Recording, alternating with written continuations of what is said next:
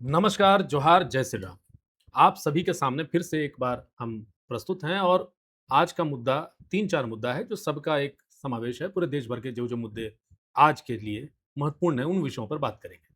सबसे पहले तो हम बात करेंगे कि प्रधानमंत्री नरेंद्र मोदी बार-बार रात के 12 बजे जो बम फोड़ रहे हैं और जिस तरीके से वो इंस्टाग्राम पे जेन ज़ी के बीच में पहुँच करके उनको संदेश देने का काम कर रहे हैं, कॉकरोच से लेकर के विपक्ष सब परेशान है कि भैया ये तो जेन में भी पॉपुलर हो रहे हैं।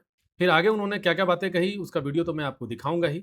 इसके साथ ही आपको ये भी बता दूँ कि कल पप्पू यादव ने जो कांड किया है, वो सारे कांडों को लेकर के देश भर में ज़बरदस्त उबाल देखने को मिला। क्या किया था पप्पू यादव ने तो सबको पता है, भगवा पहन करके एक नाटक मंचन कर रहे थे।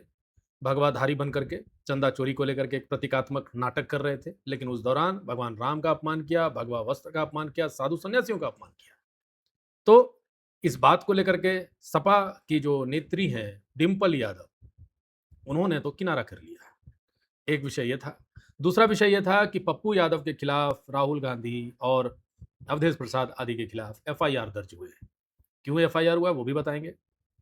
इसके साथ ही एक वीडियो वायरल हो रहा है जिसमें अमन चोपड़ा एक प्रसिद्ध पत्रकार हैं, उनका शंकराचार्य जी के साथ में कुछ वार्तालाप हुआ है, उसको लेकर के भी चर्चाएँ आज ज़ोरों पर हैं।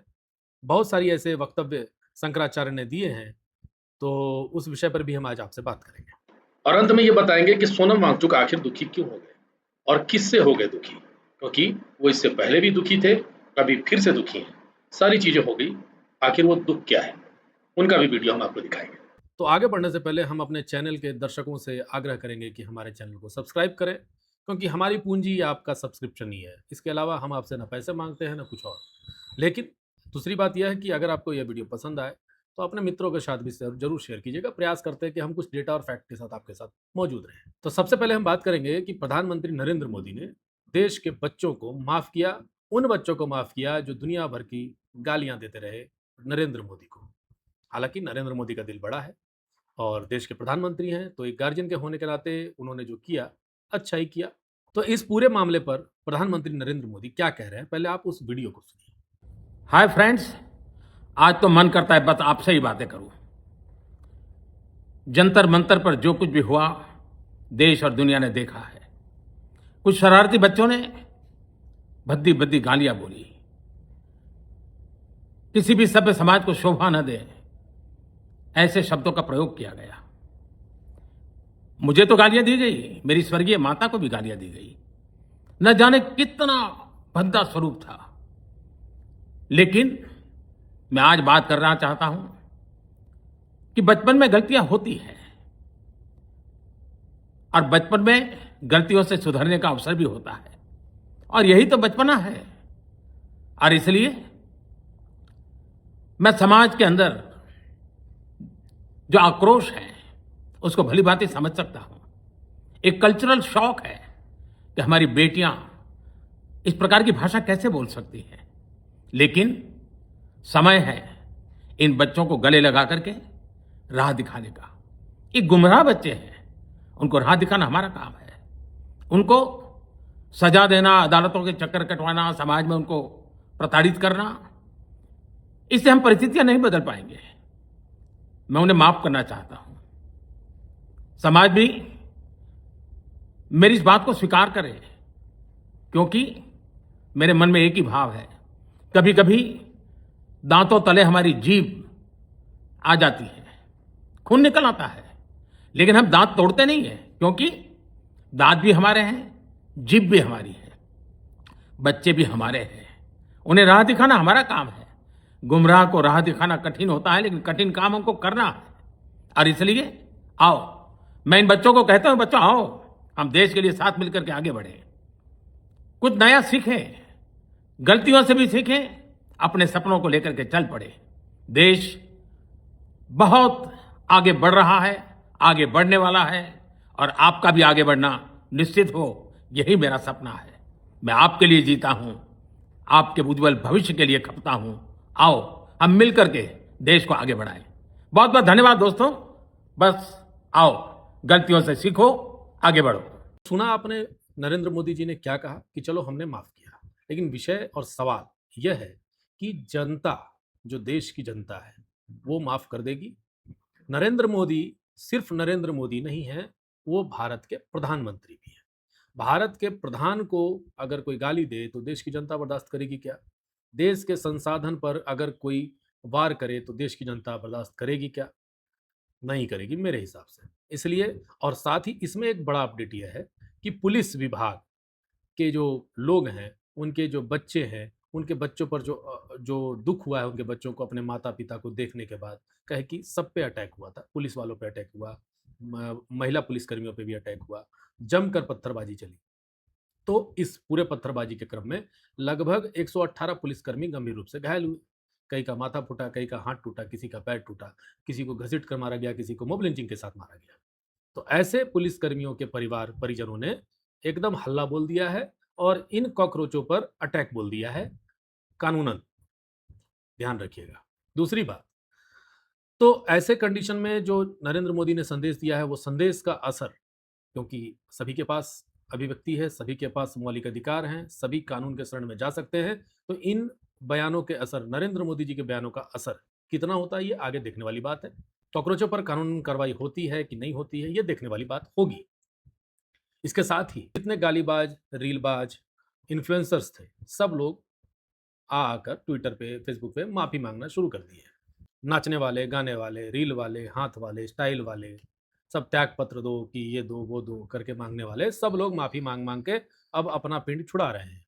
भैया गलती हो गई, हमको जाना था अगर धरना पे तो ये सारी चीजें नहीं करनी थी। खैर अच्छी बात है, वो उन्हें भी माफी मांगनी चाहिए और इधर से नरेंद्र मोदी जी ने माफ कर ही दिया है। अब देखना है कि पुलिसकर्मी जो मार खाए हैं वो माफ करते हैं या नहीं करते हैं। दूसरा एक और विषय जो पूरे देश भर में घूमा, वो विषय था पप्पू यादव का। पप्पू यादव कांग्रेस के नेता हैं, भले निर्दलीय जीते थे, अभी तो उस वक्त तो कांग्रेस ज्वाइन भी कर चुके थे। राहुल गांधी और सपा के सारे नेता, ये सारे लोग कल एक नाटक मंचन कर रहे थे। नाटक मंचन में ये दिखाया जा रहा था कि जितना चंदा चोरी हुआ है ये सारे लोग भगवाधारियों ने किया है। हालांकि ये इसमें आप एक रणनीति भी समझिए, कांग्रेसियों की रणनीति हो सकती है कि सपा तो देखिए हिंदुओं के नजदीक आने का प्रयास कर रही है, तो ये प्रयास में सेंधमारी हो गया कांग्रेस के प्रयास से। और इस बात को ये बात समझ में आ गई डिंपल यादव को। डिंपल यादव ने भी पत्रकारों के एक जवाब में कहा कि पप्पू यादव तो भैया हमारे सांसद है नहीं, इसलिए वो जो कर रहे हैं वो कर रहे हैं। हालांकि डिंपल यादव खुद भी उस जगह पे मौजूद थी और फूल चढ़ाने गई थी चंदा चोरी वाले नाटक मंचन पे। लेकिन आज वो बोल रही हैं कि सांसद पप्पू यादव हमारे नहीं हैं, तो इनडायरेक्टली वो ये कहना चाह रहे हैं कि हमारा कोई रोल नहीं है। इसके साथ ही वो ये भी कह रही हैं कि आस्था का हम सम्मान करते हैं। सुनिए वो क्या कह रही हैं। पप्पू यादव ने आज जिस तरह से पप्पू यादव हमारी पार्टी के सांसद नहीं है और जो हमारी पार्टी लगातार देश से जुड़े हुए मुद्दों को उठाएगी और लोगों की आस्था से और श्रद्धा से जुड़े हुए मुद्दों को लगातार उठाएगी। तो खैर उन्होंने जो कहा आप भी सुन लिए। अब तो राजनीति है, जो होना था हो गया, जितना कचरा होना था हो गया। कांग्रेस ने जो सुपारी ली थी सपा को साफ करने का, वो तो काम हो गया। अब यूपी की जनता वोट की चोट से आपको बता देगी कि सच में आपके बातों से वो आहत हुए या नहीं हुए। लेकिन इस कृत्य के बाद पप्पू यादव पे दिल्ली में केस हुआ। राहुल गांधी और अवधेश प्रसाद जो फैजाबाद के सांसद हैं उस पर बनारस में केस हुआ, इन दोनों लोगों पर। तो और केस करने वाले साधु संत समाज के लोग थे, इन लोगों ने भी केस कर दिया है। अब देखना यह है कि इस पर अब आगे कौन सी प्रतिक्रिया होती है। संतों का जो आक्रोश है वो अब कितना झेलना पड़ेगा। और आपको पता है कि संतों का आक्रोश जब होता है और अगर वो संत आपके पीछे पड़ गए तो भाई पूरा का पूरा एक तरह से हिंदू समाज संतों के पीछे चलता है और संत जो बोलेंगे हिंदू समाज वो करने लगेगा। तो इस बात का तो नुकसान होगा ही। और इसी नुकसान को देखते हुए शायद डिंपल यादव को याद आया होगा या शायद उनके रणनीतिकारों को ध्यान में आया होगा, कहीं ऐसा ना हो कि चंदा चोरी के चक्कर में हमने हिंदुओं का अपमान कर दिया। अब हिंदुओं का अपमान कर दिया तो कहीं हिंदू वोट हमसे ना बिदक जाए। इसलिए डिंपल यादव ने अपने शब्दों को सीधा करते हुए कहा कि पप्पू यादव उनके सांसद नहीं है, इसलिए उनके कृत्यों को आप इनसे ना जोड़ें। लेकिन जोड़ने वाले तो जोड़ेंगे। कल जितने भी चंदा चोरी के दौरान जो नाटक में मौजूद थे वहां पर सारे लोगों में सबसे अधिक तो लाल टोपी वाले ही थे। लाल टोपी वाले कौन होते हैं, किस पार्टी के लोग हैं, ये भी समझने वाली बात। तो मजाक मजाक में ही सही, लेकिन कांग्रेस ने जो सपा के साथ खेल किया है वो तो डिंपल यादव को चुनाव के बाद तक याद रहेगा। तो अब आगे देखने वाली बात है कि क्या होता है यूपी के चुनाव में। इसके बाद आते हैं अमन चोपड़ा, जो एक बहुत प्रसिद्ध पत्रकार हैं। उनका एक पॉडकास्ट शूट हुआ है स्वामी अभिमुक्तेश्वरानंद सरस्वती जी के साथ। एक पॉडकास्ट शूट हुआ है जो आज दिन भर चर्चा का विषय बना रहा है। तो कुल मिलाकर के और चर्चा का विषय ये बना रहा कि अमन चोपड़ा ये पूछते रहे कि आप बताओ कि वहाँ जो पत्थरबाजी हुई वो सही हुआ या गलत। लेकिन इस बीच अभिमुक्तेश्वरानंद स्वामी जी के तरफ से सरकार को ही गलत सलत कहते ही चले गए, उनको गलत ठहराते चले गए। ये वीडियो दिन भर आज वायरल है पूरे ट्विटर पर, सोशल मीडिया पर। कई लोगों द्वारा शंकराचार्य पर आरोप लगाए जा रहे हैं, तरह तरह के शब्दों का प्रयोग किया जा रहा है उनके प्रति, और इस तीखी बहस का वीडियो आज पूरे ट्विटर पे आज पूरे सोशल मीडिया पर वायरल है। इन सब के बीच एक और चर्चा का विषय बहुत अधिक बना हुआ है, वो है सोनम वांगचुक। सोनम वांगचुक ने कुछ दिन पहले एक वीडियो डाला था जिसमें वो भारतीय रेलवे के बहुत तारीफ कर रहे थे। तो हम रेलगाड़ी से निकले, जो कि मेरा सबसे पसंदीदा यातायात है, और जो दिल्ली से श्रीनगर तक वंदे भारत की सेवा शुरू की गई है उस पर मेरा पहला अनुभव था, और चिनाब पर बने पुल को भी देखना चाहता था, और बहुत ही खूबसूरत अनुभव रहा। बहुत गर्व है मुझे भारतीय रेल पर। और आज और कल यहाँ कश्मीर में एक दिन का विश्राम लेके हम लद्दाख के लिए बढ़ रहे हैं, साफ पानी और हवा लेकर, थोड़ी ताकत लेकर। और उस तारीफ के बाद सोनम वांगचुक बेवफा हो गए, ये कहा जा रहा था लोगों के द्वारा। विशेष तौर पर जो कॉकरोच समर्थक हैं उनकी ओर से ये बार बार इन पर टीका टिप्पणी होने लगी, और ये कहा जाने लगा कि सोनम अब बेवफा हो गए, सोनम ने यू टर्न ले लिया, सोनम अब मोदी के मुरीद हो गए, सोनम ये, सोनम वो, सोनम फलाना, सोनम ठिकाना, ये सारी चीजें हुई।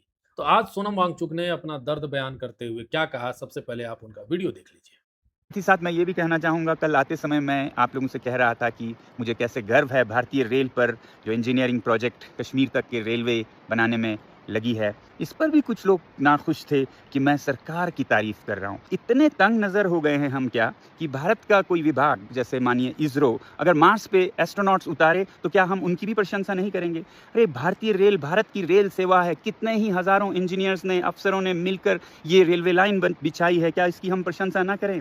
ज़रा दिमाग को खोले रखिए, चाहे पक्ष हो विपक्ष हो, हमें मिल के भारत को बनाना है। जहाँ भी गलत होता है गलत ज़रूर कहें, मगर ठीक होता है तो उसकी प्रशंसा करिए।